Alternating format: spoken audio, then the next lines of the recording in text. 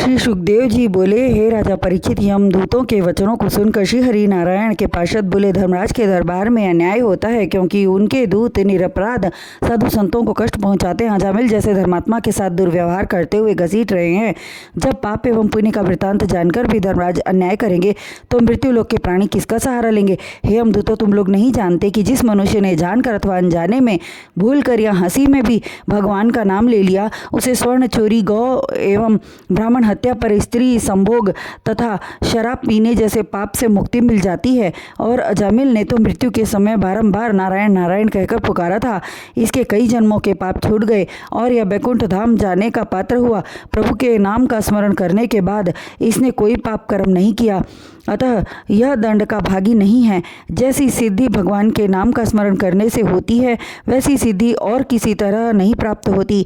इसने अंत समय में भगवान श्री नारायण के नामों का उच्चारण कर अपने समस्त पापों का प्रायश्चित कर लिया, अतः आप लोग इसे यमलोक नहीं ले जा सकते।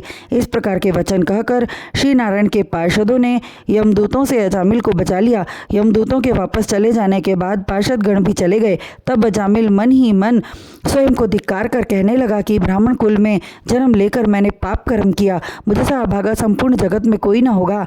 नारायण नाम का उच्चारण करने मात्र से मुझे भगवान के भेजे हुए दिव्य पुरुषों के दर्शन हुए, और जो भयानक यमदूत खींचकर मुझे नरक में ले जाना चाह रहे थे वे भाग गए।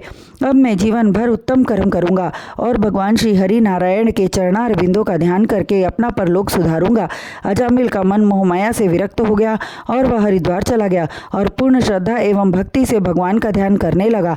योग साधना द्वारा उसने मन को जीत लिया। 1 वर्ष तक कठिन साधना करने के पश्चात बैकुंठ से चारों पार्षद सहित एक रत्न जड़ित विमान अजामिल को लेने के लिए आया। उस दिव्य विमान में आरूढ़ होकर वह परमधाम चला गया। अतः हे राजा, नारायण नाम तो अजामिल के बेटे का था। अंत समय में अपने बेटे को पुकारा था, किंतु श्री हरि की महिमा देखो, ऐसे महापापी का भी उद्धार प्रभु ने किया। तो प्रभु के भक्तों को दुख कैसे होगा जो 8 प्रहर उनके नाम की वंदना करते हैं।